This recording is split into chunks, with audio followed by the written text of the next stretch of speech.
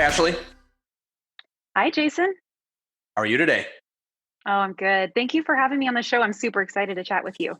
Yeah, I am super excited to have you on. So I know we've got a lot to talk about today, so let's get right into it. So I'd love if you just give the audience a quick intro of who you are, where you are in the world, and anything else you'd like to share to kick us off. Yeah, of course. So my name is Ashley Chymiy, and I live in beautiful Boulder, Colorado. And I'm a business coach and mentor for passionate, mission-driven entrepreneurs who really want to make a difference through their business. I help them connect with their communities, really find their voice and their message, and build their business. So that's what I'm Very all cool. about. Yeah, and I'm sure we'll be talking a lot about that today. So tradition on the show is how we met. So this is an interesting one, and I was just saying to Ashley before we started this recording, and yes, we're recording in New York City today, so you can hear the siren, which is very authentic because that's a real New York City siren. So how Ashley and I met is we've actually never met. We've actually never spoken before until about 5 minutes ago. So how we met is I was introduced to Ashley on Instagram, and by introduced, somebody else that I knew had recommended you as somebody to follow who does a really good job of branding on Instagram for your business and then also helping other people with that. So I started following you. And I guess I'm like one of like 3,000 or 4,000 people or however many followers you have. I haven't personally checked. So that's how we met. And then how Ashley met me is I direct messaged her and said, "Hey, I really like what you're up to. Would you like to be on the podcast?" And she obviously said yes, because here we are. So pretty Here we cool. I'm are. excited. I'm very excited about that. So next tradition on the show we have, Ashley, is our first impressions of each other, which is going to Hmm. be a little interesting because it's only through Yeah, I social like it. media. And yeah, very cool. Which I think this is right in your wheelhouse. So because it's my show, I'm going to ask that you go first. So what was your first impression of me? I think my first impression was that I just really loved the name of your podcast. I thought it was awesome, and so that spoke well of you from the Hmm. from the get go. I think in that moment, I thought to myself, "Well, this guy obviously doesn't know me very well because I don't think of myself as a cool person." But I appreciated the courage to reach out to someone you didn't know and form that connection, just because there is a lot of inauthentic quote unquote connection happening on Instagram and on social media in general. And I appreciated your genuineness and your sincerity with your invitation. And then when Oh, you reached out and gave me the details, I just thought, okay, this guy's organized. He knows what he's doing. So that was all good things. that's awesome. I appreciate that. So episode, I think it's 11 with Krista Rizzo, and this episode is out now as when we're recording this here in middle of February. And this is a funny story that I shared on her episode, but I'll share it again here. Is the name of the podcast? I had recorded some episodes, and I was like, oh, because I'm not really a branding person. I'm like, what am I going to call this show? And my friend Chris is like, oh, it's really easy. It's talking to cool people, and I'm like, thank you. And I'm like, that's it. Like that. Like it wasn't Done. like a hemming hunt. I'm like, done. Thank you. Thank God for you. And she had been a guest on the show, so she actually knew what she kind of knew the flow and everything. Oh, so So she thank was you for calling that. herself a cool person. She was calling herself a cool person. And I I like have to that. tell you, how many times I have people say, well, I never don't really think of myself as a cool person. And as coach to coach, I want to be like, that sounds like a coaching request that we could talk about. Like, Mm, and also the whole premise of this show is that everybody is cool because everybody's got like super interesting stuff that they sometimes don't talk about. Sometimes they do, sometimes they don't. yeah. So everybody's cool, and I can't wait. I can't wait to get your coolness out here on the podcast today. And I have no doubt you're cool. I've seen your Instagram. Your Instagram is super cool. So that leads me to my first impressions of you is like watching your Instagram stories. So you probably never knew that I was watching your Instagram stories, but I've never seen an account that's more creative in it feels like a combination of me of like really being authentic with really knowing how to do it. Like a technical, like, here's how you use Instagram to really be effective, coupled with like, how do I want to show up authentically? And I just think it's like the brand is aligned, you do well in the camera. And then when I reached out to you and then you got back to me, you're like, oh, that sounds like fun. And then I sent it to you. And we've gone back and forth like just a couple times. Email impressions like, oh, the person that I'm seeing on Instagram, to your point, about this not always being the case is like, oh, this is what it's going to be like to actually get to know her in, in IRL, as some people like to say. IRL, yeah. IRL, yay. Oh, Okay, boomer. yes. That Yeah, was freaking that was freaking awesome. I think that's maybe the nicest first impression of me I've ever heard. So thank well, you. that's awesome. Well, that's very cool. So that was my first impression of you. So here we go. Are you ready? I'm so ready. All right, Ashley. First question for you. What is something that you nerd out about? Oh my God. Everything. Okay. So I've watched just about every documentary there is about space and time. I just love learning about how the Hmm. universe works, learning about how, as much as I can understand about quantum physics, I'm really fascinated by the nature of reality. Also play a lot of video games. And I Ooh. don't really talk about that a lot on Instagram because most of my audience is female and that doesn't seem to really connect as much. But Hmm. yeah, a lot of video games, a lot of space, the way the brain works. Yeah, everything. All Man, the things okay. in my world I nerd out about. I have so many questions. Can I ask some What's the first questions? one? Yes. So is it documentaries only, or do you just enjoy like movies about space? Because I'm a huge movie. One of the things I nerd out about is movies, and I'm just thinking of like immediately when you said that, I'm like, oh, have you seen these movies that are about the Yeah, topic of time Interstellar. and space? Interstellar. Did you see Ad Astra? I'm not sure.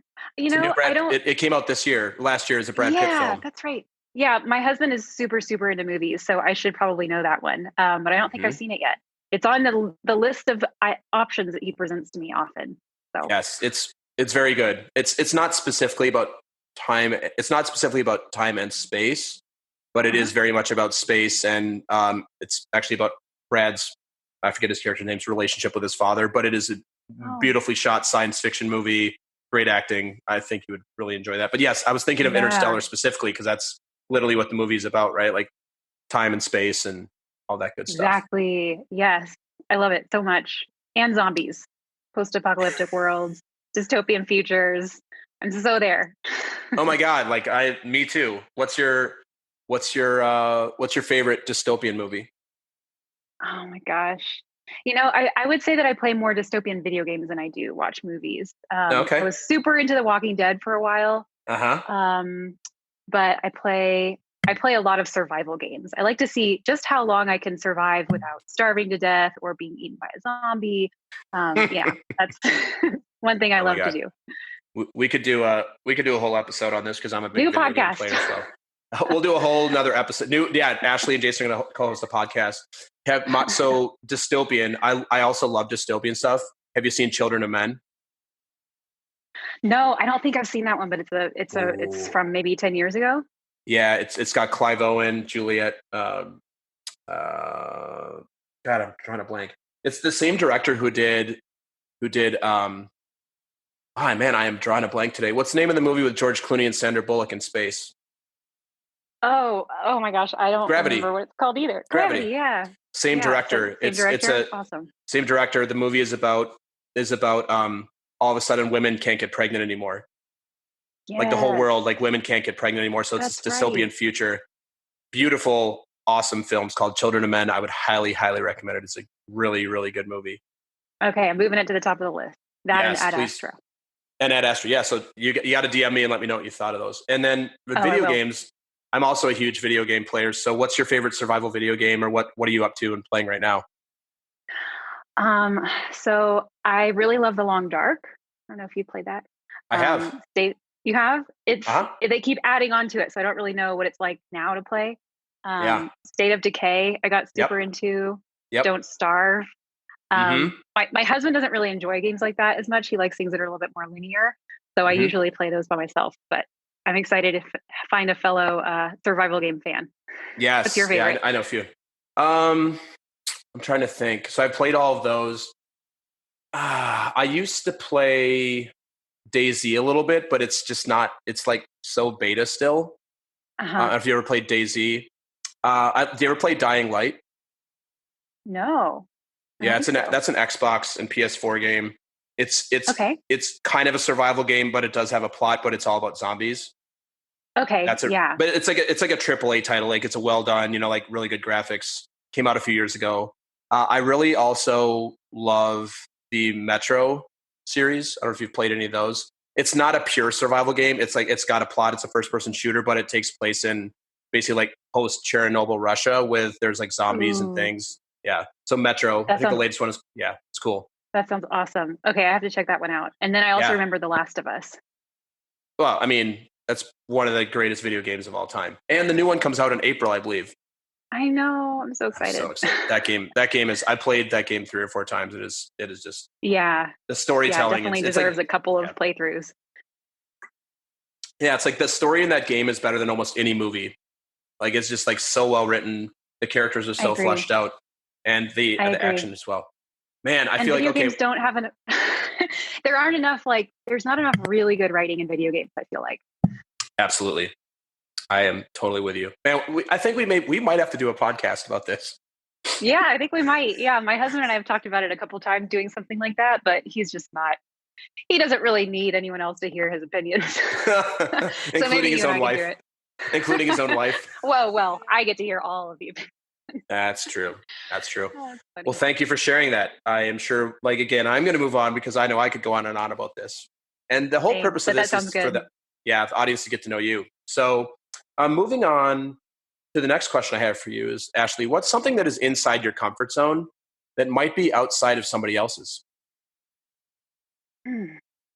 I think one thing that's inside my comfort zone, I've learned this only in the past couple of months, is thinking about what I want the future to look like. And since coaching, I have asked so many people, what do you want your future to look like? Put yourself out 6 months from now, put yourself out a year from now, 10 years from now, 20 years from now. And a lot of times I get sort of blank looks back, Mm-hmm. where thinking about the future comes very naturally for me. And I think it's super interesting because unless you're in the practice of thinking about what you want your future to look like, you don't always have a ready answer. But Yeah. everybody has that answer. Everybody knows deep down what they want their future to look like. It's just we're not always in the practice of accessing it, if that makes sense. Mm-hmm. Yeah. Which is why people like Ashley and Jason have careers as coaches, because it's Exactly. hard to Yes. see those blind spots yourself because sometimes you just can't. And people like us can actually see those things in other people and say like, hey, I see this for you, or I see where you're stuck on this thing. Have you considered XYZ? So yeah, Right. I And agree. just having that Yeah. space to speak Hmm. about that is really powerful. Yeah. That's actually outside my comfort zone a little bit. I'm not great at the long-term vision. I'm Mhm. more of I'm good at the short term. I'm good at the, like, what do I need to do now, this year, couple years. But I find that I'm not great at the long term vision because I think this is partially looking back at my life, my adult life. I'm like where I am today. Like I would have had no clue 20 years ago. This is like not at all what I would have expected. So, what advice would you give, or coaching would you give to somebody like me? See, this is what the point is. I bring you on an episode, and then I have you do some free coaching for me. It's amazing. It's I one like big that. That's trap. good. It's a big trap. No, it's not. I'm on Like, board. yeah, it's I can do a Star Wars reference about the trap, but I won't. Yeah, like what would you like the 20-year, like I just can't even. I mean, I have a 4-year-old and I'm married, so I see like them as part of that, but I don't see like what I'm going to be doing for a career in 20 years. Like what would you coach or give advice to people that struggle with that like I do? Right. Well, I think it's really interesting that you said something to the tune of, and I'll paraphrase, Hmm. I can't see out that far. And looking back, I would never have predicted that I would get here, right? You Yeah. didn't really see all the pieces falling into place, leading you exactly where you are today. I guess that would be in some ways impossible. But I wonder Yeah. if there were dreams that you had, or there were things that you aspired to when you were a kid that kind of helped you find your next step, if that makes Hmm. sense. Were Hmm. there things that you kind of dreamed about when you were a kid that you could see parallels with what you're doing now? Hmm. I can, and I'll share one here, and I've shared this on a few other Yeah. episodes. So when I was a kid, I wanted to be Johnny Carson and then Jay Leno and talk to cool Ooh. people. And look at what I'm doing now. I'm on a podcast Well, look talking to what you're cool doing people. now. Right. So what I have pictured, I mean, podcasting was not a thing when I was, a kid, but like what Yeah. I have, but this to me is like the genesis of like, this is actually something I love. And this is not, this is not part of my business today. It's just something I really enjoy doing. But yeah, like this is the perfect example of what that thing would be, of like creating Mhm. that thing that's like coming from childhood is like, oh, I wanted to go and talk to these actors and actresses and athletes and all that. And now I get to talk to people I actually am more interested in, which are like entrepreneurs and coaches and speakers and yes, some athletes and some musicians, but I'm more interested in like people that maybe aren't famous, like A-list celebrities at the Oscars, but they're famous in the space for what they do, or sometimes not. And I'm actually more interested in that. So in a way, yes, like that's what this podcast specifically is. Man. That's so awesome.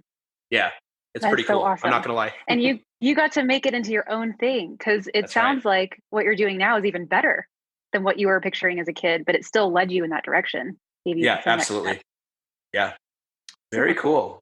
Thank you. Thank you for the free coaching. Oh, of course. So next question is we're going to flip the script on that one. So what's something that is outside of your comfort zone that might be inside of somebody else's? You know, I think that public speaking is probably outside my comfort zone. And I that may sound funny because I get on Instagram every day and I share what I think and I share my opinions, but um, I'm still kind of building out my comfort zone to include things like going live, things like presenting to a group. And yeah, I know that that's within the comfort zone of a lot of entrepreneurs. And for me, it's always been, it feels like it always inches just beyond where my comfort zone has reached to. Hmm. Yeah. Do you still do it? Like, do you do any like, do you do any actual speaking in public, like not including social media? Not a lot. Every now and then I'll get invited to a workshop or something and have a little time slot to kind of share something about social media or something about Instagram. But it's not a big part of how I spend my time. Hmm. And leading up to it, it's always terrible. Jason, so many nerves, so much anxiety. Whereas I think when I'm able to edit something or I'm able to redo something that I want to share, there's just less pressure around it. Yeah. So you're you prefer more of a scripted, rehearsed type speaking if you're going to do public speaking. Yeah, and I don't know. I think that you're probably right. It's something like scripted or rehearsed, but it's more like I have the option to nix it if I decide it wasn't good. Like I'm more than happy to hop on video or here we are today on this podcast interview and just Yeah. start talking. But there's something about knowing that someone's out there watching it in the moment, watching it live, or someone's in the room with me, seeing me speak that feels intimidating for some reason. I That's wonder what so that's about. funny.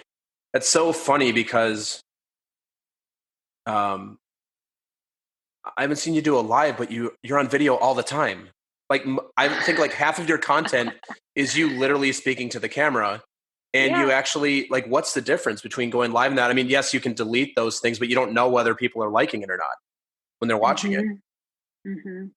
Yeah. Wow. I think it's partly that I don't know if this is my personality. Maybe you can shed some light on this, but I Yeah. think I'm always worried about what are the other people experiencing? What's the other person experiencing? What are they feeling? What are they thinking? And there's something about that one layer of removal in recording something and knowing if it doesn't quite strike the right chord, I cannot put it out there. And I don't have to devote mental energy to what is this person thinking? What are they feeling right now? Is this resonating with them? And so I think it might just be that my mental energy is partly distracted and pulled away from what I'm actually talking about. Mm. Can I? Does Can that make I? any sense? No, it does. Can I? Can I make an offer to the audience? Yes, please do. Can anybody in the audience like to create a breakthrough for Ashley? We'll do that. Well, if you're listening and you follow Ashley on Instagram, which I'm assuming many of you will because you'll likely share this on Instagram, message her and Uh-huh. tell her that you want to see more lives from her. Oh no. Right? This is like the whole thing, right? It's like you're like, oh my God, it might actually be true that they want more from me, that I actually have to do the thing. It might be true. Yeah. And I think, I've set a goal for myself to show up live once a week, and Hmm. and whether people want it or not, I've decided that that's something I'm going to do. But man, that would change the tide to hear that that's something actually my community Yeah. wants. So that's Yeah. I like that. Thank you, Jason. Yeah. No, of course. And I'm speaking from experience on this one. I'm actually going to go live this Friday, and I've done a few lives where it kind of feels like crickets. And I have 500 some followers. I think you have like I said, at least 2,000. That's, so you have quite a bit more than me. You get on live and you're like, oh, there's nobody watching. Oh, this is fun. I'm talking to myself. And then you post it, and then you can post it on Instagram and you're like, hey, they got Yeah, like 2 likes. But the thing is, you never know when people are going to watch it. Like they might go to the archive. You exactly. can put it in your story. You can put it inside your, whatever the little, capture stories is. And you never know and you and I were talking about this really briefly before we started, you never know, like in social media, who's paying attention. And I would be Yes. shocked. I would be shocked if at some point you haven't had somebody reach out to you or somebody that you know, like personally, be like, oh my God, that thing you put out like really changed my perspective on it. And like you had no idea. Yeah. 100%. I was just talking with a client about this yesterday. You Yeah. don't know when you are planting seeds with someone. And that's part of the curse and the blessing of social media is you show up and you create content and you put it out in the world and you pour your heart into it and you hope that the right person sees it, but you don't always know when that happens, right? You don't always know when people are having those moments with you and connecting with you because you're off, walking your dog at the park or you're at the grocery store or wherever, and someone's having this experience with you and they're connecting with you and they're building trust with you, and that's magical. It can be frustrating on the side of the content creator, but it's just part of being in an online business. Yeah. Right. It's, and I think you would know this more. I can only speak from my experience. You could speak to this for all sorts of people that you work with, but like the stakes. I had this conversation with my friend. She's a coach. She's amazing. And she has a lot of amazing things to say. And she was so scared for so long about like being authentic on Instagram and Facebook. Mm-hmm. It's like, oh, people are going to pay attention. And like, I'm going to drive clients away. I'm like, here's the deal. And this is just my opinion. And I think we'll talk more about this today.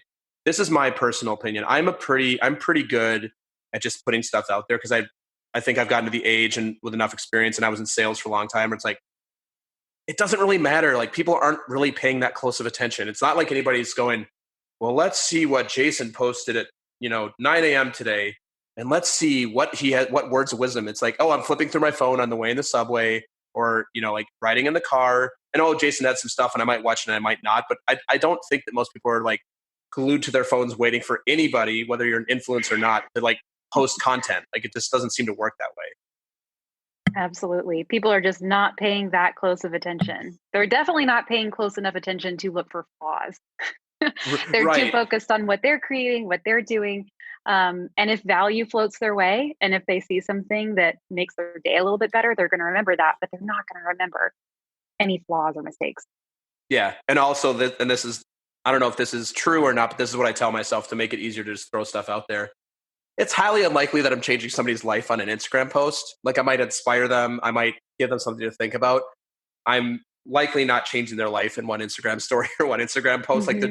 it's not going to be the thing that saves their marriage or finds the love of their life or creates for them the next $1 million idea. Like it's just like a piece of information that they can use to build upon all the other things they're doing or not doing. Yeah, yeah. If you're showing up with the intention of just making their day just a little tiny bit better, that adds up over time. That leaves Yeah. impressions over time. That builds trust over time. Yeah. You do that enough times, you might end up on a random podcast. Yeah, well, it's one of the perks. You never know. Awesome. So I think this is a good segue. The Talking to Cool People podcast is brought to you by Jason Frizzell Coaching. Jason works with amazing people who are looking to find and develop their passion and purpose and create their journey to wherever it is they want to go. Check us out at jasonfrizzell.com, Facebook, or on Instagram. Jason loves hearing from anyone who thinks it would be cool to connect, to be coached, or to be a guest on our show. Email him at podcast@jasonfrizzell.com or DM him on Facebook and Instagram. And now, back to some more amazing conversation on Talking to Cool People. Into this next question for you. So Ashley, we talked about public speaking, something that's outside your comfort zone. You do it a little bit. So what if I gave you 5 minutes to deliver a speech to the world? What would you give your speech on and why? I think I would give my speech on the fact that marketing doesn't have to just be a means to an end. Marketing can be an expression of why you're here on the planet, at least for a small business owner.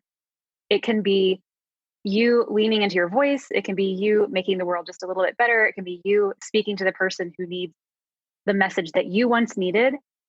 It's part of the legacy that we leave behind. And I think that there's a lot of there are a lot of messages out there about marketing and what it should be and what it should do and what it should do for your business. And I think that that's great. Yes, it should bring clients, it should bring customers, it should bring sales to your business. But I think it can also be a genuine expression of who you are and what you want to leave behind one day.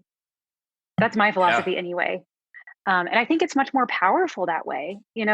It's very fulfilling. It's very rewarding to hear that your marketing content is making a difference for someone, but it also just is way more effective to create content that genuinely matters to people and that genuinely helps them live a better life or become who they want to be or whatever it is that you're passionate about doing.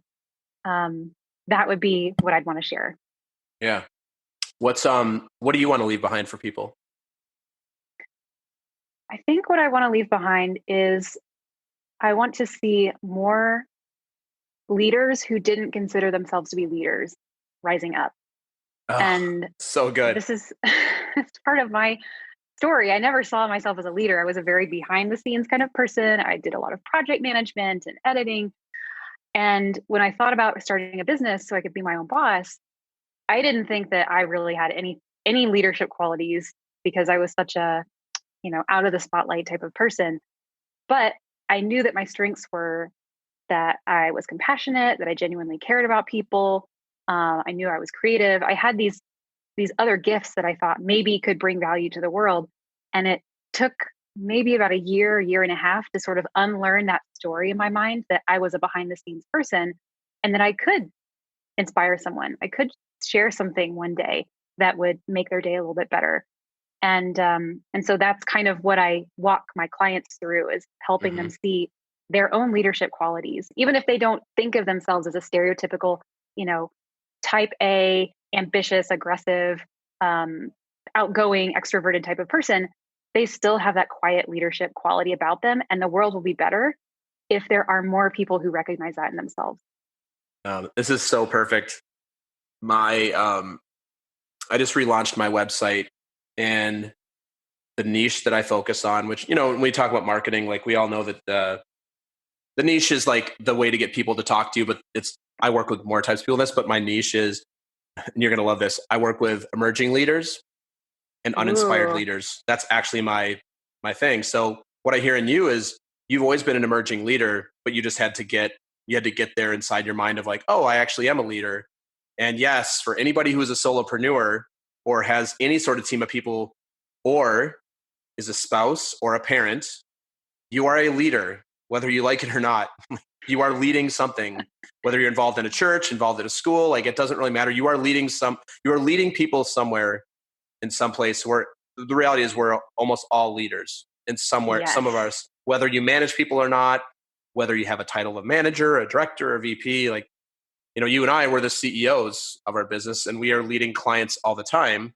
We are leading that through our example online and social and the coaching we do. So, so when you said that, I'm like, oh, this is so perfect. Like, it's almost like you gave me a little layup of like emerging leader. There it is. Yes. Oh my gosh. I love that so much. I 100% agree with you. And I've just got to give you kudos for seeing it that way, because I think that people underestimate themselves. And I agree with you that everybody is a leader in some way, shape, or form. Every single one of us is influencing the people around us, is making a positive difference in the lives of people around us. And I feel like this kind of ties back to your everyone is cool thing. Yeah. The title of your podcast, talking to cool people. Everyone is cool because we're all cool and we're all leaders in our own way. And we all have some kind of gift to share with the world. I love that. Yeah. Very nice. It's fun. Yeah. Synergy. And what's really fun is we're creating synergy without knowing each other really at all, which is even more magical in my opinion. We're doing it via the internet and Zoom meeting and microphones and headphones. Very, very cool. Magic. Next, so this is not really a question. This is more the part of the show where I like to give you, Ashley, the opportunity to share your journey to today. So, and I don't necessarily mean today being the middle of February 2020, but just overall, like what you, like what led you to where you are and what you're up to today. Really an opportunity for you to talk about yourself, which who doesn't like to do that? Sure. Yeah. So, and we kind of touched on this a little bit just a few moments ago when, I mentioned that I was in corporate and I was doing proposal coordination and editing and all kinds of project management type of things, and didn't see myself as having really much more than that to offer. But I knew that I wanted to start a business. And I don't know what your experience was, Jason, in the first year of your business, but for me, it was, can I curse on this podcast? Of course. Yes. I'll check the explicit box and you're good. Okay, good. It was a shit show. Yeah. It was so rough. I don't think I knew going into it just how hard it was going to be. It completely tests everything that you think you know about yourself. And you have to find this inner strength that you don't even know that you have or have any inkling that you have. You have to learn to face rejection. You have to learn to face failure, to do things that you're not good at in public, in front of everyone that you know. And it was really rough. But I knew that I wanted to build something different for myself. You know, I knew that I wanted to leave corporate behind. I wanted to build a career that I could determine what direction I wanted to go in. And so I just started kind of putting myself out there. I started having a lot of conversations with the types of people that I wanted to serve and support, and learning as much as I possibly can about their situation. And I had some background in marketing, so I had, you know, some transferable skills, but I thought it was going to be a jump from doing what I was doing in corporate into just doing the same thing, but working for myself. And it was 100% a complete career change. And so it was a rough landing. Yes. That first year was a rough landing. I did not know, I didn't see what was coming. But I started showing up. I started getting visible. I started sharing essentially the content and the messages that I needed to hear when I was just starting out, even before I was starting out. And I just wanted to reach back in time to that version of myself who felt so lost and so hopeless, and really wanted something more, but did not see a path for myself. And I just reached back in time and I just yanked that person into the future. And that person ended up being my tribe, ended up being my community and people that I was meant to serve. And so that is where a lot of my clients are at when they start to work with me, is they know that they're meant for something more, but they haven't quite found the thing about themselves that they really want to share, or the legacy they really want to leave. And they're in that place where they're thinking, well, how the hell do I turn this into a business? How do I make this work? So that's the general path that I took to today. Yeah. Did that make any sense? No, that made no sense at all. I have no idea what you're talking about right now. If you could start over, that would be accomplished. I'm completely confused now. What are we talking about? No, that was good. I got all sorts of questions again. I always have questions. That's what I don't get paid to do as a host of a podcast. Yeah, maybe. Curiosity sometimes is a great gift. Yeah. What does your ideal client look like? Like for people listening, they're like, hey, Ashley seems cool, pun intended. I'd like to connect with her. Like who's like your ideal client? Like what's their demographic, psychographic, that type of thing?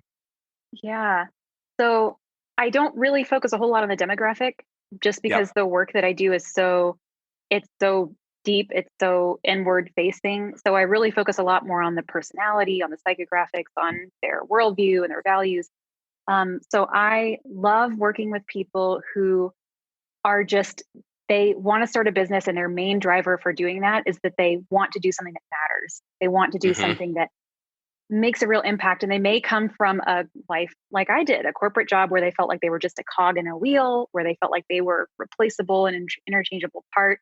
And they want to do something that feels like only they could do it, and will make them proud one day when they are 80 years old and they look back and they see the impact that they made. So it's really important to me that my person has that burning desire to do something that matters, even if they haven't quite figured out exactly what it is, or they haven't quite figured out exactly who they want to work with. That's really important for me. Yeah. And then the other thing that's really important for me is that they care a lot about other people. And a lot of the people I work with are highly sensitive, are deeply compassionate. They may hold themselves back in some ways because they don't want to take action. They perceive it as being misaligned with their values. So they're very, very values driven. And those are kind of the two main things for me. They know that they want to do something that matters.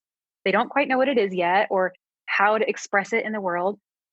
And they really do care about people, and they really do care about doing something that makes the world just a little bit better. Oh, that's great. All right. Another question for you. Well, this is more of a statement. I know you work with a lot. You work with a lot of kind of coaches and entrepreneurs, people that are newer to their space, and they maybe come from some of them probably don't come from a business background as much. Is that accurate?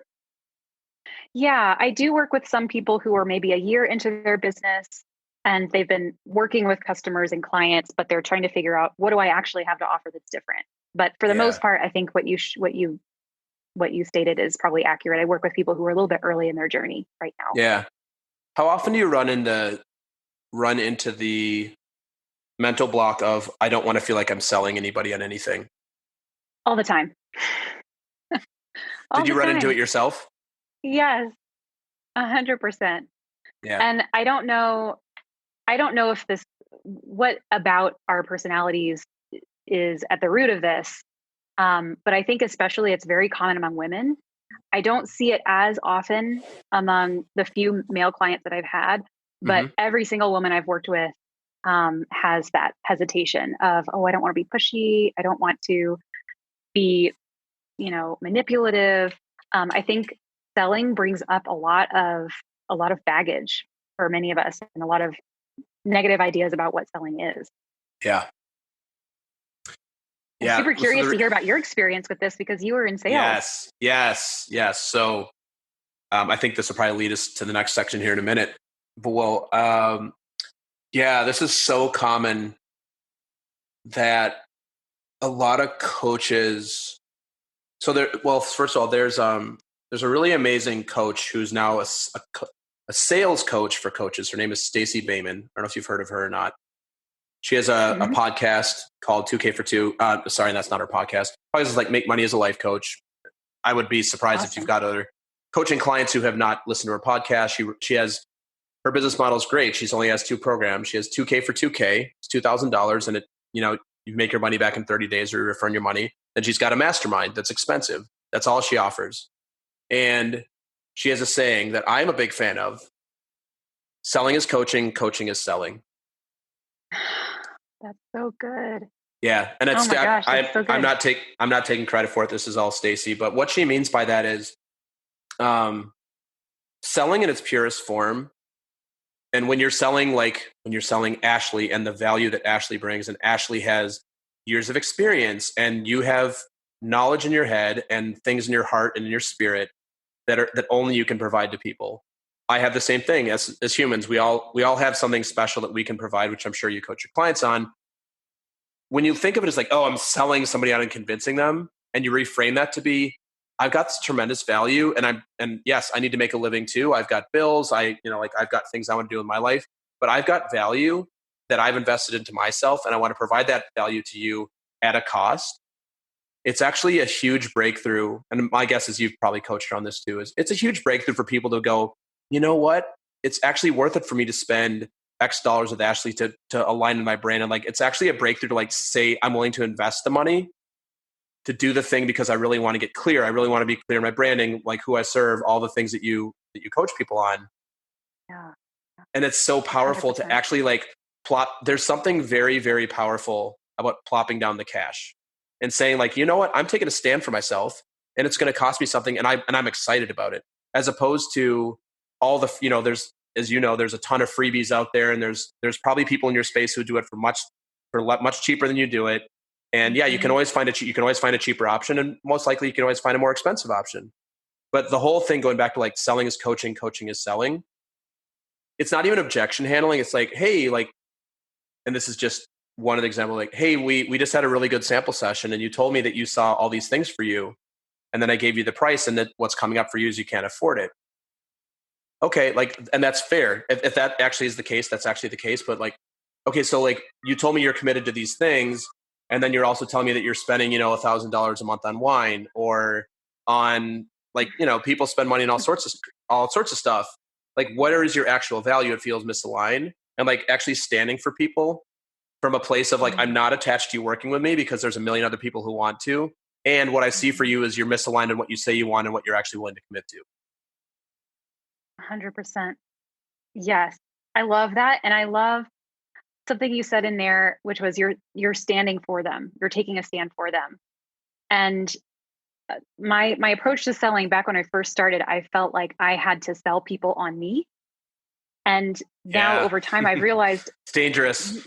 Yeah. And what really is powerful for people is selling them on themselves, right? Yes. Selling them on what's possible for them. And for me, it's like if someone walks away from a discovery call with me and they feel more empowered, they feel more like I can actually do this. For me, that's a win. Totally. Whether or not they decide that it's time to work with me, maybe it is right now, maybe it is later. But I think so much of selling, people tend to approach it like, oh, I've got to convince you I'm awesome. I've got to convince you that I know what I'm talking about. And I just assume if someone's interested in working with me enough to reach out and set up a discovery call, that they're already sold on me. What they really need to be sold on is themselves and their own vision and, the fact that it's possible for them. Oh, So absolutely. I think it's so powerful to focus on what do you really want to make happen? And let's look at what's holding you back from that. And when, quote unquote, like you said, objections come up, I believe that the people who want to work with you are already sold on you. They just need you to shine a light back on them. And I remember I had someone that I was following early in my business who I really wanted to hire her. Everything that I saw from her, I just knew that she was awesome. I knew that if anyone could help me, it was her. But I never reached out to her because I didn't believe enough in myself. Mm-hmm. And it was recently that I reached out to her and I said, you know what?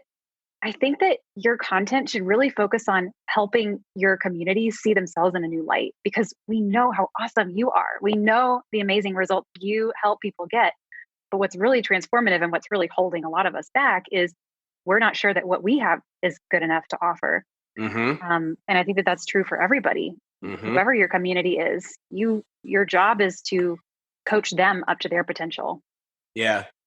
The other thing I would give to the audience around this, and I think we're going to talk about this in a minute about kind of my journey a little bit, but the thing that's cool about being like an entrepreneur is you don't need 1,000 clients. Like you don't need 100 clients. I mean, at least I don't know, like the way I've structured my business, I only need 15 amazing people to work with and I am set. Like I've got a thriving business at 15. So also the idea that, like I mentioned before, being unattached to whether somebody works with you or not, the easiest way to be unattached is to have a lot of people to talk to. Like you said, like my guess is your pipeline for discovery calls is good because you've got such amazing content that you're being consistent with. And people are like, oh, I want to connect with Ashley. I don't know if this is right for me, but you're having a lot of conversations. And at that point, it's just a numbers game. That's it. It's that simple. Because people like, I don't know if you're tracking your conversion rates, but you probably have a pretty decent idea of how many calls to do before you have somebody hire you. Right. Yeah. And I think there's also something really powerful about having conversations with your community, even if you're not in a position where you have space in your schedule and you're not looking for clients. Staying connected to your community, I feel like is so essential for continuing to grow your business. And I made the mistake last year of hosting a launch where I wasn't having a lot of conversations with my community. And so I felt very disconnected. And it took a friend of mine pointing out saying, have you been doing calls with people? Have you been booking, discovery and clarity calls? And I thought, no. And I was feeling so just removed. So now every time I do a launch, I do a big push around getting some of the people in my community who I've been in touch with onto calls because I just know how important it is for me to be tied in with them and be there supporting them and hearing what's going on for them. It helps me create better content and better offers. It's just so important all the way around. So I love that you brought that up. Yeah. Well, thank you for sharing your journey. That's super cool. So I get to get on the hot seat now. Yay. You get to ask me the things. So it's a little Jason AMA in the middle of the show. That's can be fun and can be confronting. So Ashley, the floor is yours to ask me whatever you'd like. So what would you like to ask me about? Oh my gosh. I want to know how you got into coaching, what inspired you to get started, and what that experience was like for you. Yes. Not shocked by these at all. So in June of 2018, this is my coaching origin story, as I call it. I've shared this a few times in the podcast, and I love talking about the story. And each time I probably add something. I get a little more color to it. I'm not, adding a little more, recalling a little more. So June of 2018, I go to a storytelling class at General Assembly. I don't know if for people who don't know what General Assembly is. It's like they do coding classes and things. They have one here in New York, and you can also go and they do business skills classes as well. It's not a college. It's like you can go for one night. Went to a storytelling workshop, which is really cool because at the time I was in sales. I'm like, hey, I want to get better at storytelling. I've always been a big fan of communications. I've always invested a lot in learning how to communicate more effectively. And I actually got to be friends with the instructor. I connected with him, and I will never forget this. His name is Andrew. And I was talking to him on the phone. We had decided to like grab a beer or whatever sometime soon and connect and like build a friendship. And I'm like, hey man, like I'm just like kind of struggling with, I don't know, like I like what I do. The money's good. I like the people I work with. And I was working at a startup that was based in San Francisco at the time, actually really cool company. And I was happy with my job, but there was like something missing inside of me that I couldn't really quite identify. So I was kind of like, I think either distracting myself or trying to entertain myself with external things. So he's like, you know what you should do? You should go take an improv class. I'm like, it's funny you say that. I've been talking about taking an improv class for years. I think I'm going to go take an improv class. Where should I go take one? And he gave me the name of the place. It's called The Pit, the People's Improv Theater. It's here in New York. It's awesome. And I did the level 0, which is like a 4-week, couple $100, bunch of people who are an absolute mess with improv, have no idea what we're doing. So I walk into the room and we do, like literally intro to improv. You don't need to know anything. And on the break, our teacher said, hey, like come back in 10 minutes. And oh, by the way, if any of you guys are interested, like I also do private coaching, but not of improv, of like I do like life coaching, executive coaching. And I'll never forget, I like turned and I'm like, coaching, I've heard of that. Like Ashley, I like had no idea. Like I'd never worked with a coach. I didn't really know what it meant, but I was like, it was like if I was in a movie, it'd been like the light bulb would have got off. It'd be like, I booked a call with her. Yeah, I'm like, whoa, coaching. That sounds interesting. So I booked a call with her and we talked for 20 minutes and, talked a little bit of logistics around it. And I'm like, this sounds really interesting. So we did a one-time call where she took me through this really amazing clarity exercise. And at the end of it, she's like, here's what it would look like to work together. And I'm like, I want to work together. So I hired a coach kind of out of nowhere without really, it wasn't like I'm like, okay, I'm going to interview a bunch of coaches. I'm on the hunt for a coach. I was like, oh, I like this coach. I'm going to hire this coach. Right. So I hired her. Yeah. We ended up doing 30 sessions together. It's phenomenal. And in the middle of our sessions, I had like a big change in my career in that the company I was with was getting acquired by a big company that I did not want to be a part of. So we had a few sessions around like it's like clarity, like what do I want to get out of life? What do I want to do next? I don't want to go work in sales at a big company. I'm not interested. I don't really want to work for anybody else anymore. I feel like now is my time to maybe work for myself. Excuse me. So she's like, well, if you're interested, like, and this is the thing, like coaches, you don't just generally tell people what to do. It's a lot of like introspection stuff. She's like, I don't generally like to tell you what to do, but have you ever considered being a coach? I'm like, what? Like, no, what? No. And she's like, and then she gave me like a list of like 10 reasons why I'd be a great coach. I'm like, I'm not going to disagree with you about any of those things. So I went to an observation for this program that has offerings around the country, and I loved it. And I'm like, I'm going to go to coach school. I call it the coach school. It's actually like a training program, which ended up, so I signed up like basically in September of 2018 and signed my life away for a year. So 1 weekend a month in classroom. So it's an in-person classroom thing. And I actually just graduated in January.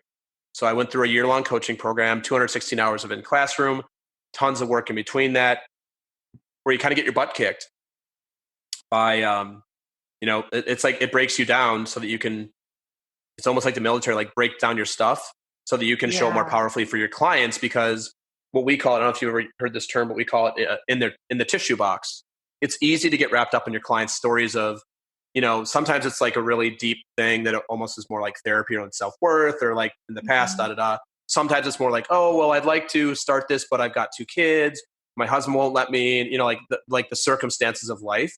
And like learning that you actually get a chance to stand outside of all that if you choose to. And say like, what do I actually want to create? What am I actually committed to? And for me, like I was always somebody who sat inside the circumstances. I'm like, well, I work for this person and my boss is cool or they're not. My customers are cool or they're not, I'm like learning how to stand for people powerfully and like their empowered state, even when they're not feeling it themselves. So through all that, I finished up this program in January of this year. So only a month ago. So backing up into that, one of the things they encourage you to do is go get clients pretty much right away, which is like, I mean, what comes up for you as somebody who's done this as well. You're like, oh, go and do this thing now. You're like, I'm not ready. I'm not trained. Like, who's going to hire me? Who's going to pay me? Like, yeah, like who's going to pay me for this? Nobody's going to pay me. Like, I can do it for free. Maybe I got a friend I can go find, but like, nobody's going to do this for me. But regardless of that, and this is just my personality from coming from sales, like, I'm going to do this anyway. And so I went out and made a pro bono offer to some people that inside of a networking thing that I had access to, who happened to be my ideal clients, and did pro bono work for a month with like 6 amazing people. And of those people, 4 of them actually hired me and paid me like a decent rate right away. And I was like, whoa, like now I'm scared shitless because I'm like, oh my God, now they're giving me money. Before it was like fun and free. And now I'm like, oh crap, now they're paying me. Now I really, and this is where I don't know, we call it the performance context of like, now I've got to be Tony Robbins like right now. And if I'm not, then I'm going to be an absolute failure and I'm going to quit and I'm going to go whatever. Mm-hmm. And so I did that. So I stood up a little coaching practice, a little side hustle. And it was really cool. Actually, I knocked out a bunch of hours, got a bunch of practice. And it was around like hour 50 where I finally was like, you know what? I'm not scared to coach anymore. I'm cool. Like I'll get on the phone with anybody. Like I'm confident in my, maybe not skills yet, because I'm still in the middle of learning this, but I'm confident that like I'm enough how I am. And that it's been proven that people will pay and people renew with me. People have referred me. So I kind of got to that point. And around the same time, I got laid off from my job, but I knew it was coming and I was like, I wanted it to happen. So the company I was with, big company, I knew coming in as a startup, this was not going to be a long-term thing. I was very excited about it. And I said to my wife, Kirsten, I'm like, hey, like, I've been telling you since January, this is probably going to happen. It's happened now. Here's my severance package. She's like, well, what do you want to do? I'm like, I want to go and become a full-time coach. She's like, really? I'm like, yes, really. She said, okay, let's do it. So, I mean, that's obviously you're married as well. Like that's something that is definitely a household decision, not an individual decision financially and, also the time and everything. So absolutely. Yeah. So starting in July of last year, I went full-time coaching and that's when I stood up my website, my first website. That's when I decided to get on social media. That's when I started to start going to networking, get business cards. And like, actually, like before that, it was a pure hobby. From July until December, which is, only a month and a half ago, I feel like it was kind of it went from like, this is kind of how I look at it, Ashley.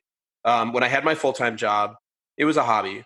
When I didn't have my full-time job, it was still kind of a hobby because I was learning about the kind of clients I was going to work with and what my branding was. And I was working on it, but it felt weird. And I was just kind of willing to work with anybody. And then the most magical thing has happened for me in January of this year, like really only over the last month and a half or so. And I think you'll totally appreciate this. And I think this is also hopefully inspiration for the people that you work with, that this is actually possible. Like out of the blue, all the seeds I planted started like bearing fruit. So I would get like seriously, I launched the podcast in January and I get people inbound like, hey, I heard you on the podcast with Ashley. It was really interesting, the conversation. Either could I be in your podcast? Hey, I want to talk to you about the thing that you mentioned. Haven't had anybody yet say like, hey, I want to work with you, but I don't think it generally works that way. But I've started building relationships with people I don't know.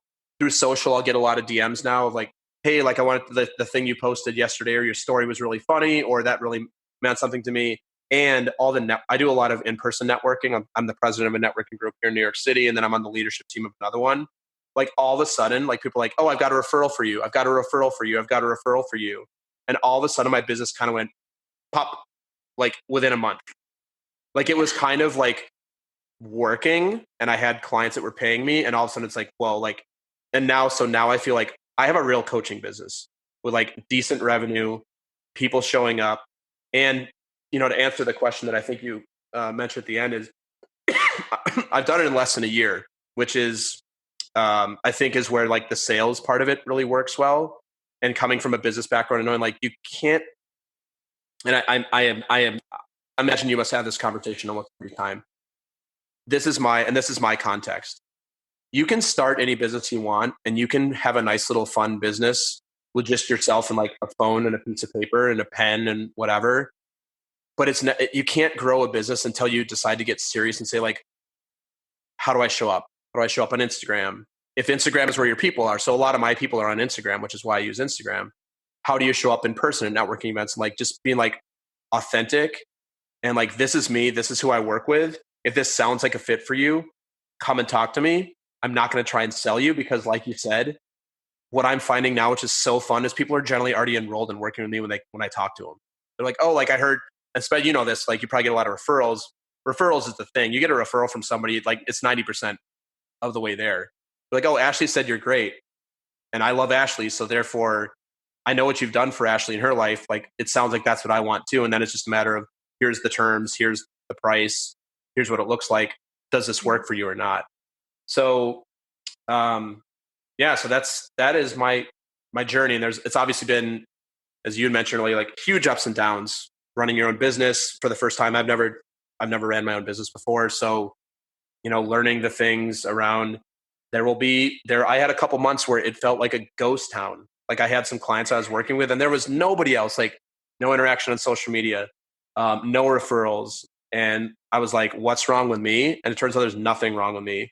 It was just like, that happens sometimes. And you're meant to happen. So you know how to be there when you get the good times and the bad times. Like you need to have it all because it's never going to be all good.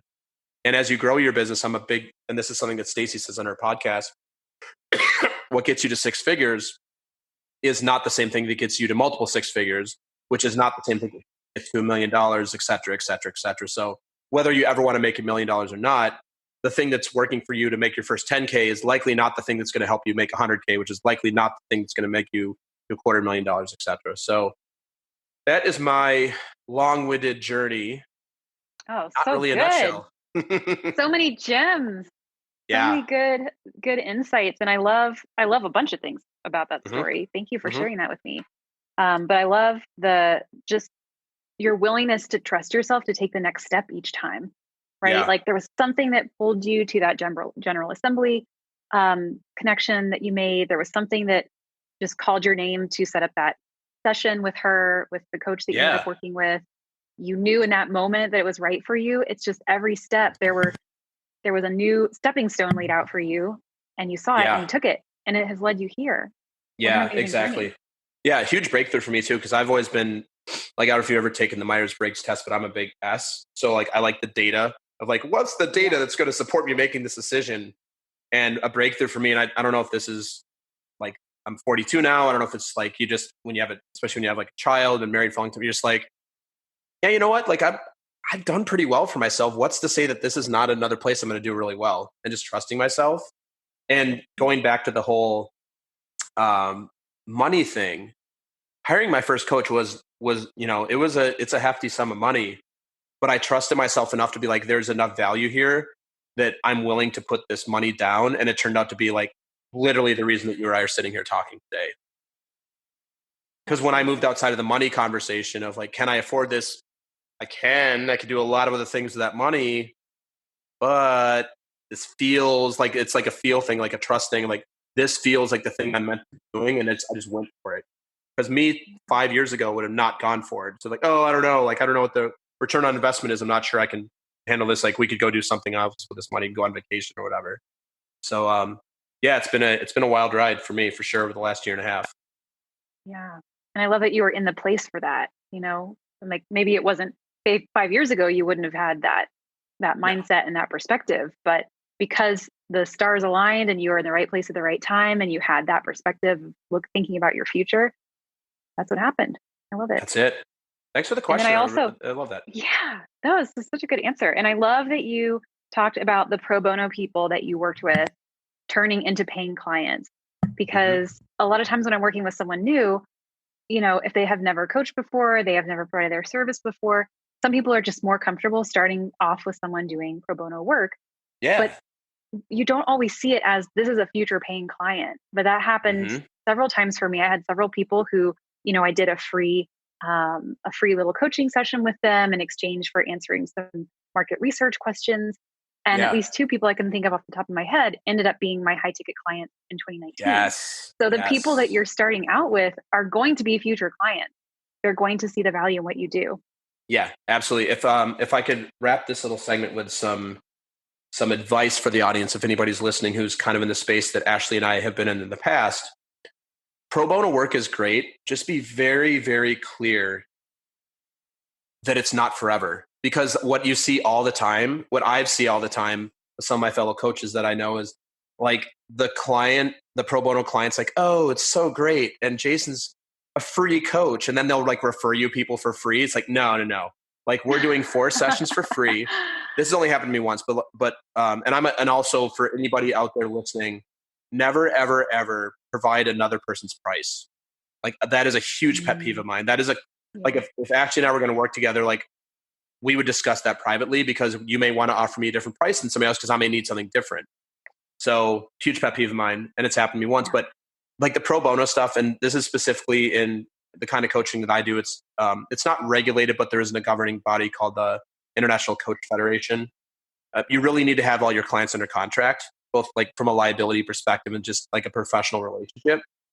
So my contract would specifically say, you're signing up for my pro bono program. It's 4 sessions. At the end of those 4 sessions, here's what it would cost to continue working together. So there's no confusion that at the end of these 4 sessions that we're going to have a money conversation versus like, hey, let's do some pro bono stuff together. And then people at some point, and I know other people have been very guilty of that. I think that's where I learned that from just, my corporate background of like, be very clear and upfront with what your program looks like. If it's free, and free is great. It worked genius for me. I'm not saying you have to do any sort of free stuff, but it's also a really cool place to practice and get feedback. You can trade pro bono hours for, like what you said, for some feedback on your program. You can trade it for referrals. You can say like, hey, I'd love to get 3 people that that might find value in this. You can trade it for testimonials for your website or for Instagram. So there's all sorts of things you can do to trade your, because remember, like for coaches out there and consultants out there, like our time is the thing that is the most valuable thing to us. And we all have tremendous experience and intelligence and things to offer. And if you're not going to be collecting actual money for that, there's likely other things you can trade with your clients that don't cost them anything. And they're likely going to want to give those to you if they'd like the experience, which most of them probably will, I think. Absolutely. And I love the point that you made about being really clear about how many sessions are happening. I think it's also useful to tell yourself, I'm going to work with 3 pro bono clients. Yes. And after that, I'm going to start charging money. Yeah, exactly. Because otherwise you can get into this trap and this routine of, well, I'm not quite ready. I'll just do 1 more pro bono client. I see this all the time, but you kind of need to give yourself that deadline and hold yourself accountable to it. Yeah, I love that. Well, thank you for the question. Actually, I always like sharing that story. And each time I, like I said, I recall something a little bit different about it, like an additional something that came up for me. So I've never really shared I went to General Assembly and took a storytelling class, and here's why we're sitting here today. It's really a pretty wild thing to look back at if you think about like all the things that had to have happened for us to be sitting here today. Yeah. One step after the other has led you to this point. I love it. And here we are. Cool. Well, back to me. Enough me talking about myself. You get to talk about yourself for a little while longer if you're interested. Oh, sure. I've got more questions I'd love to ask you, but if you want to move on, we can. Well, we can, when we do our video game podcast, maybe we can like hold some of the space at the beginning to actually like have real communication besides things like video games. Yeah. So Ashley, what are you passionate about? I'm passionate about seeing people embrace who they are and see the potential of their lives. I'm passionate about that transformation that happens when someone sees themselves clearly, sometimes for the first time. And one of the things that you shared earlier about, loving watching those late night talk show hosts and those big time entertainers. I love digging back into people's childhoods and their teenage years and their adolescence and pulling out what were the things that just lit you up. What were the things that just on some level they spoke to you, and sometimes you couldn't even articulate why exactly, but they were almost like this beacon or lighthouse that just was calling you in. And then seeing people kind of connect those dots and realize, oh, the reason I care so much about, this mission that I'm on now, I could see the threads back when I was 10 or 13. That's a really cool moment for me. And I think it helps people kind of see almost like the meaning of their lives. And I don't, pretend to know what the meaning of life is, but I do think that a lot of life is searching for meaning and searching for our purpose here. And it's kind of written on the wall from the time that we're really little in many ways. Yeah. So I love being part of that moment. Yeah. Very cool. What's the thing you're most proud of? I think it's the same thing. You have kids, Jason. I don't have kids yet. So my business is my baby. And getting to be part of that moment for people when they see their life in a new light, where they see their future in a new light, where they see themselves in a new light.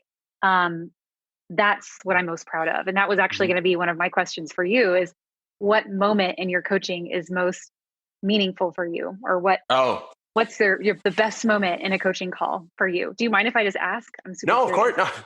No, we have a specific structure. No. Yes, of course. So ask me the question again. I'd be happy to answer it. What's the best moment for you in a coaching call? In each coaching call, or that's ever happened to me in my coaching practice? Ooh, that's a good distinction. I would say either, honestly, if there was one moment that just really sealed it for you and kind of confirmed for you, like, yes, this is what I'm meant to be doing.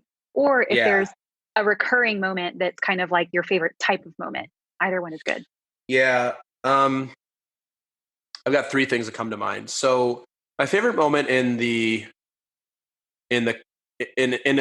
almost every call, and the way, so we have a specific structure actually that I'm trained to use, which I really like. You can steal this if you want, and anybody else can steal this as well. I don't know if this is not stealing it, obviously not trademarked, but I don't know if this is something that is specific to the program I went through, but we wrap up every call the same way. We call it VMAs. So let's say that you and I just had a session. I'm going to ask you three questions, and they are, so Ashley, what's the value that we created today? So right there, you're going to get some really positive feedback about what the meaning of that session was for the two of us. Because I'm always taking something from my clients as well. Like it's not just for them. Like, I mean, the session is for them, but I'm also getting value as well by being with them, learning from them. And 100%.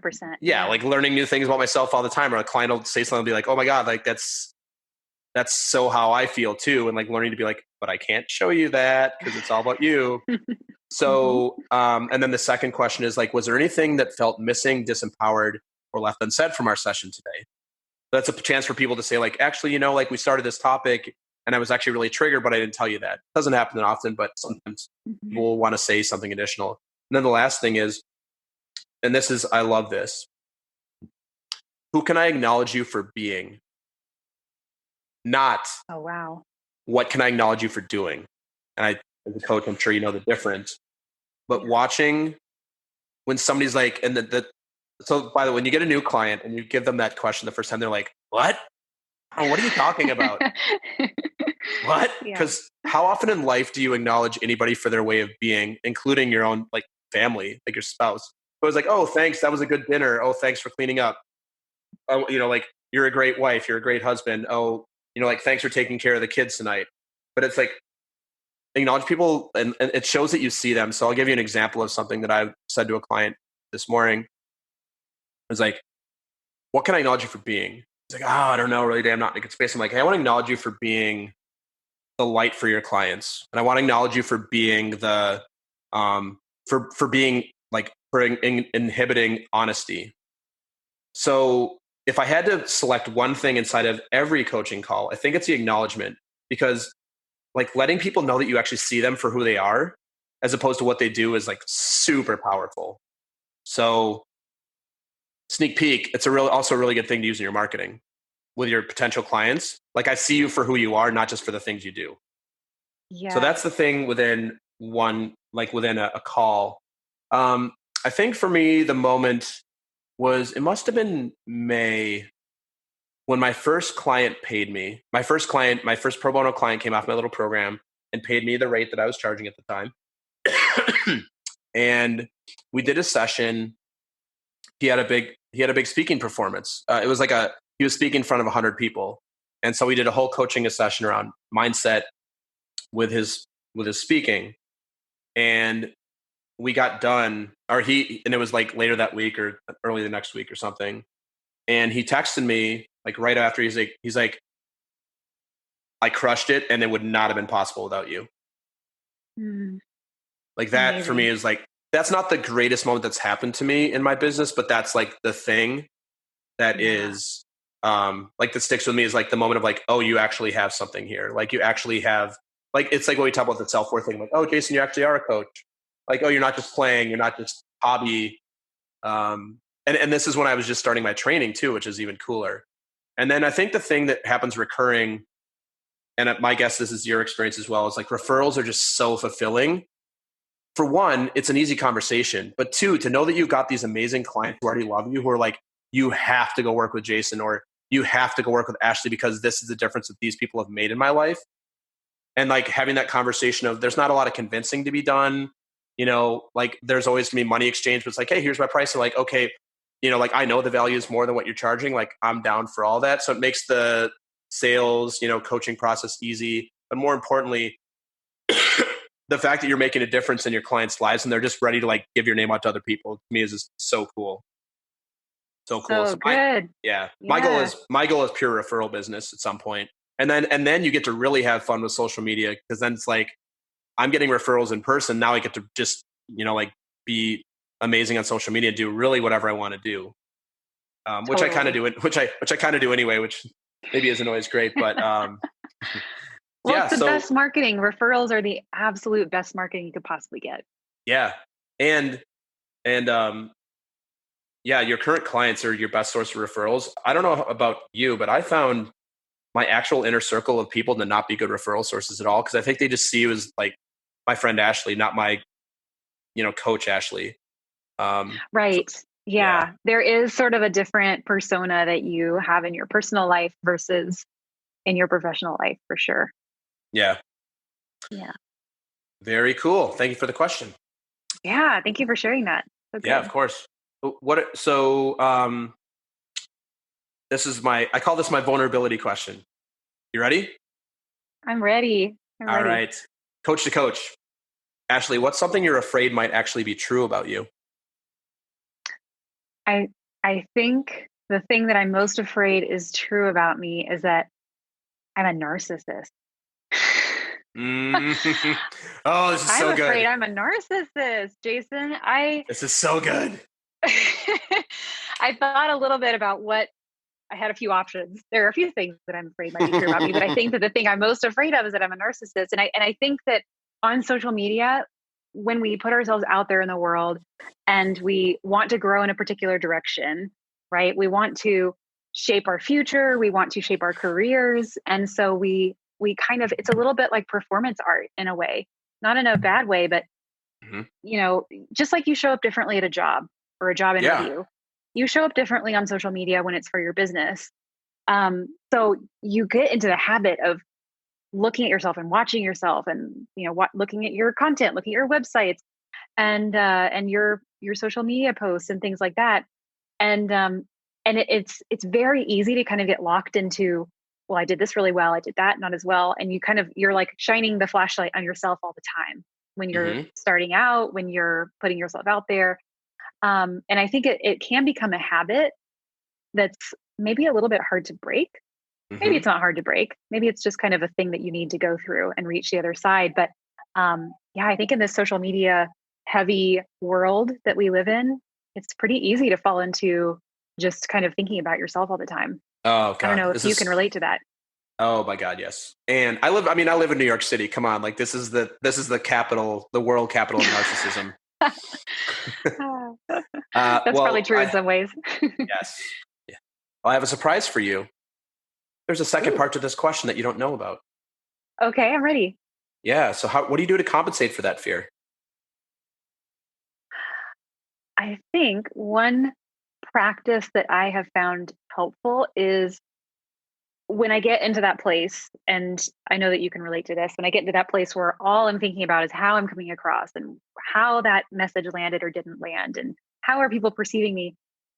It's really easy, especially as an introvert, to just shut down when you're caught up in that thought pattern and just want to throw your phone out the window and never, never get on social media again. And one practice that I come back to time and time again is, who is out there right now that needs me to show up and share something that's going to make their day a little bit better, like I've said many times in this interview, and they'll be missing out if I don't. Maybe I'm going to do it imperfectly. Maybe I'm going to mess up. Maybe I'm going to stumble over my words. Maybe I'm going to say something stupid that later I regret. Maybe my hair will be all awry, whatever it is.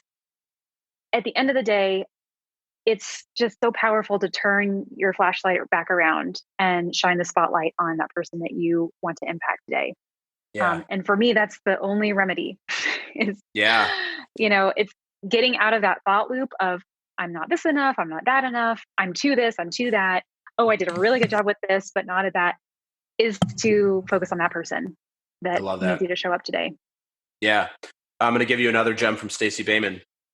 She has a really awesome saying of, what would you do in your business if you knew 100% that your ideal clients were looking for you? Yeah. And they just don't know you. They don't know where they haven't found you yet. What would you do? Man, I mean, I think about that, and I don't do everything. I don't do everything. If I knew, like, if you actually knew with 100% certainty, because guess what? For most all of us, with 100% certainty, there are people that only want to work with Ashley and only want to work with Jason. And they just don't know we exist. What would you do? Yeah. That's the question.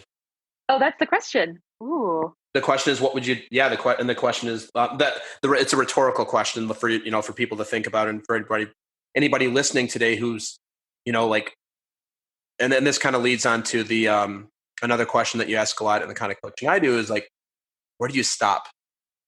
No matter what the topic is, like, where do you stop? What's the thing that stopped you? And like we talked about earlier, for a lot of coaches, especially new coaches, the money conversation is where they stop. It gets uncomfortable to talk about money, so I stop talking about it, and I offer freebies, or I negotiate, and then I feel bad about myself. Or where do you stop in your social media presence? Like, do you stop by being afraid to go on lives? Do you stop by not actually saying the thing that you actually believe, and you say something that's fake instead? Like, where do you stop? And everybody's got their stops. And just these are just not questions for you. They're just things to consider. Like, where do you stop, and what would you do if you knew for a fact that every client that ever wanted to work with you is actually looking for you, and it would create the business of your dreams? Like, what would you do? And for people that are, I would like to relate it to holistic coaching. For people that are dating, where do you stop, and what would you do if you knew for a fact that your perfect person was out there looking for you right now? What would you actually do? So good. I love that. Yeah. And I, what was it? You said something a moment ago that really kind of resonated with me.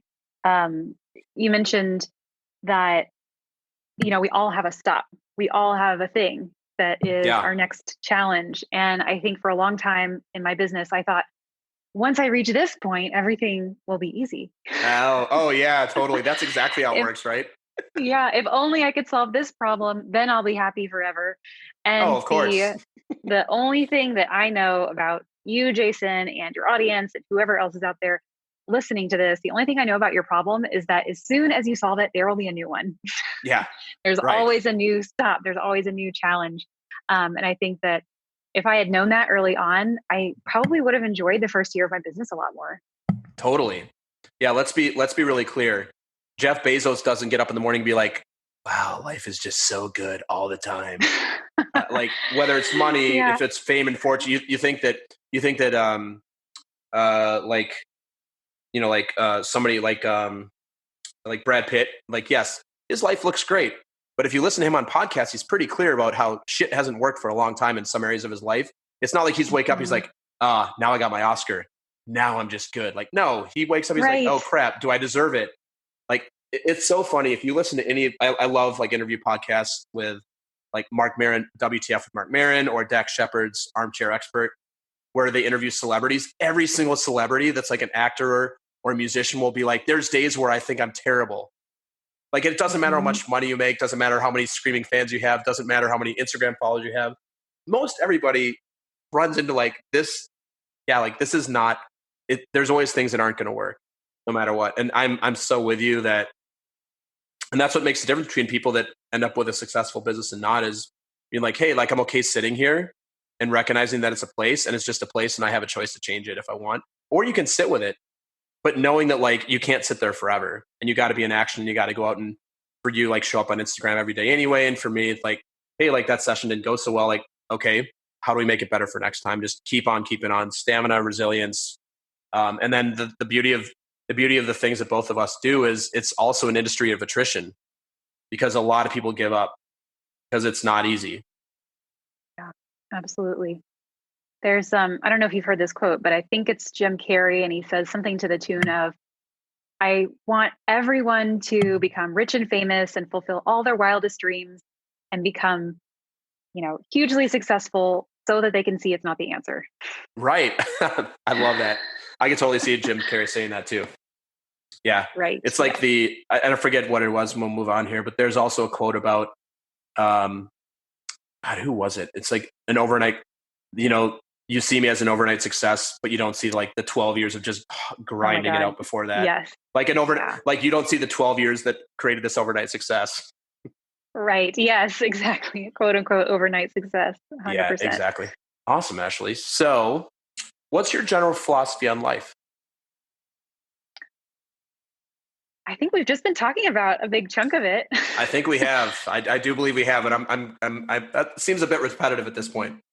No, it's good. I mean, I think adding on to some of what we've talked about,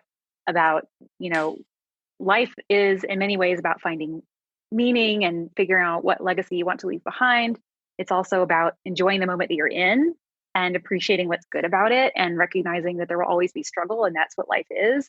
I think my general approach is be kind to other people, to yourself, show compassion, because if we understood everything about a situation, we would only respond with compassion. If we could see someone else and their point of view and what they've gone through and what they're dealing with, we would only want the best for them.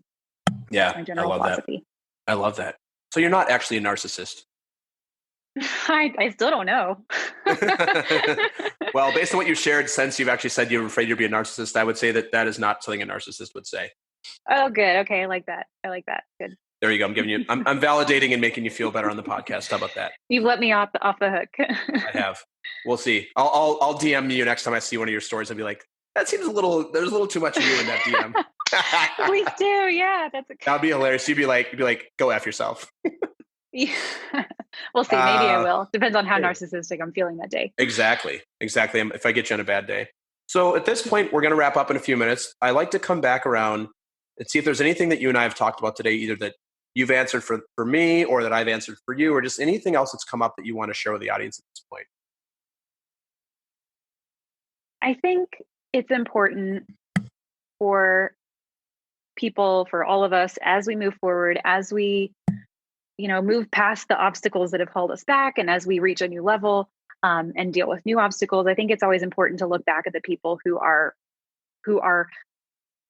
aiming for where we're at right now and offer back some encouragement, because I certainly remember being again in that first year and feeling like everyone I saw was like you said, overnight success.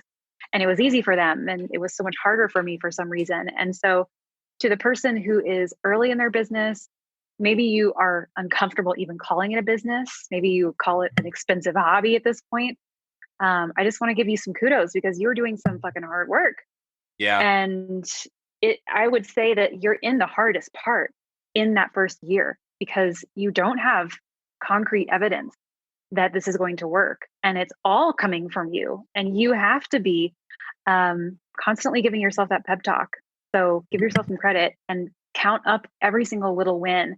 The more you focus on tiny little successes, I actually showed up today. I actually sent that email today. I actually wrote down some notes about a piece of content today. Celebrate every single win because they will add up and you will move into a new place in your business. It's inevitable if you keep at it long enough. Yeah, that's awesome. I actually want to share another piece of advice on behalf of both of us. I think you'll align with this. Well, if you don't, I guess you can argue with me. It's fine. So one of the things that you experience a lot when I switched my title from what I was doing previously to a full-time coach, I would say within 5 days, my LinkedIn inbox was filled with offers for stuff. And I don't know if this happened to you. Branding, lead generation systems, 50 warm leads for your ideal client per day. I'm sure some of that stuff is great. I would also suggest, and I know I found it extremely distracting because it's easy when you're in kind of like the new business scarcity mindset to be like, oh, I would like 50 leads per day, or I would like, a person who can in 2 calls like align with my brand. My encouragement to the audience would be find somebody like Ashley who, like, when you follow her on Instagram, you can see like she's a person of purpose and actually like she walks the walk and talks the talk and has the goods. Because there's a million Instagram, like, and I'm not saying you're just an Instagram person, but I mean, I get hit with like, oh, Instagram branding, like, oh, how to drive more business through Instagram. And most of it is just junk. Like, it's like people selling get rich quick. It's like get rich quick stuff. And the reality of this is if you want to do a solopreneur type thing, like coaching or consulting or speaking, it's going to take time. And there's nobody else who can really like just give you the magic sauce. You have to put in the work yourself, and then you align yourself with amazing people like Ashley who actually care. So it's like a word of caution / I think there's a lot of companies or people who like scroll through LinkedIn looking for people with, coach in their title, and they send you stuff. Just a quick funny story, which I think Ashley, you'll love. I got a LinkedIn message a couple weeks ago from this person, and he said, he said, hey, I know you probably get a lot of cookie cutter messages in your inbox. I promise you this isn't one of them. I'm really passionate about adding success coaches to my network. When can we connect and talk? His signature was parentheses, insert name here. I wrote him back because I'm kind of a troll like this. I'm like, hey man, first of all, why are you interested in connecting with success coaches? And I said, are you interested in working with me as your coach? Be happy to have that conversation. Second thing, the software you're using to do mass emailings on LinkedIn, it's not working. Not surprisingly, he didn't get back to me. So that would be an example of, somebody who you may want to take a second beat on before you actually go and hire somebody like that. And hey, listen, I think most people are out there trying to do good work, trying to make money, trying to support themselves. But I think that just show up authentically. Like, come on, like, it's just embarrassing. Yeah. And I do, I can empathize because when you're trying to build your business, it's almost like you're willing to do anything at a certain point. Like you've tried this, you've tried that, and maybe this, mass emailing thing will work. I don't think that it does.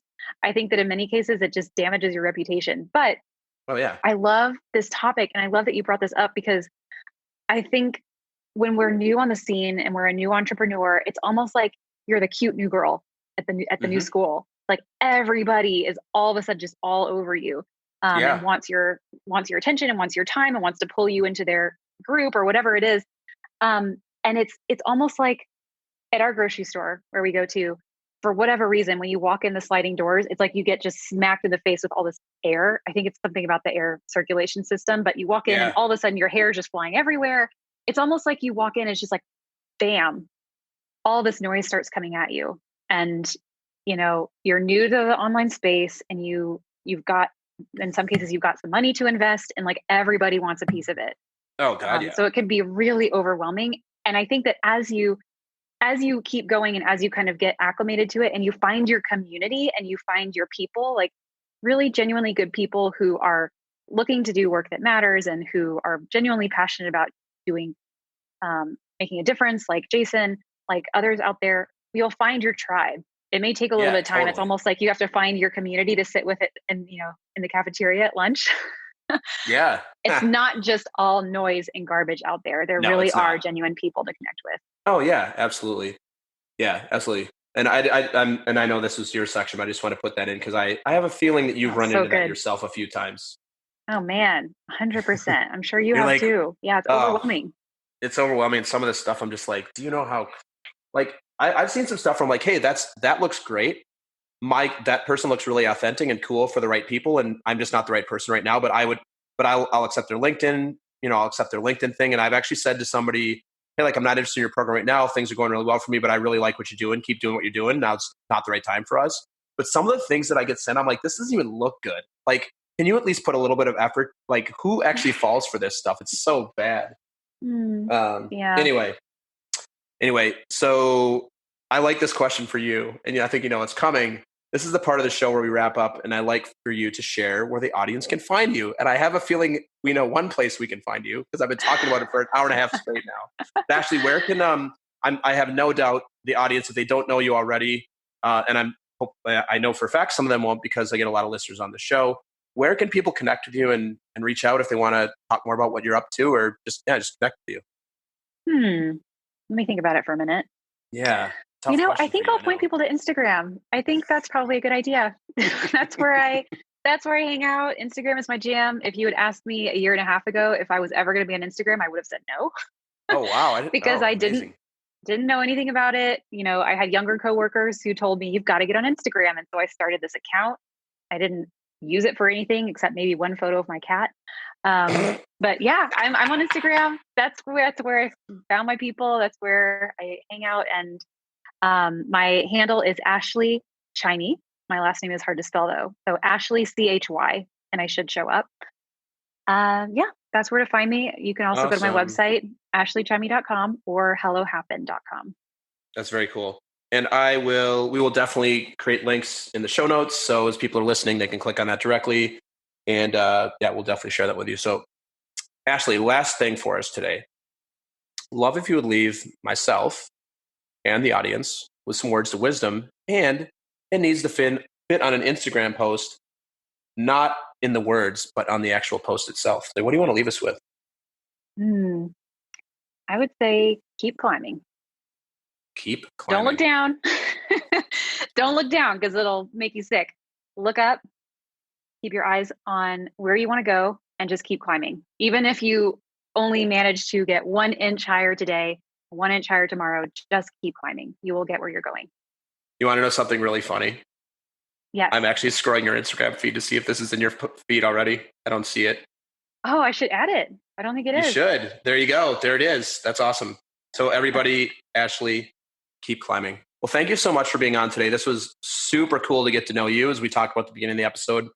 We don't know each other, but we do now. So it was really fun to have you on, get your perspective, and congratulate you on, successful business, all the work you're doing to make change people's lives for the better. And just keep doing what you're doing. Oh my gosh. Thank you so much, Jason. It was so much fun talking to you, getting to know you and bonding over post-apocalyptic video games and movies and all the good stuff. And I'm just so excited that we've gotten to connect and that your podcast is going so well and that your business is growing. You rock. Thank you so much, Ashley. Thanks for listening to another episode of Talking to Cool People with Jason Frizzell. If you enjoyed today's episode, please tell your friends. Follow us on Instagram and Facebook and give us a shout out or take a moment to leave a review on iTunes. If something from today's episode piqued your interest and you'd like to connect, email us at podcast@jasonfrizzell.com. We love hearing from our listeners because you're cool people too.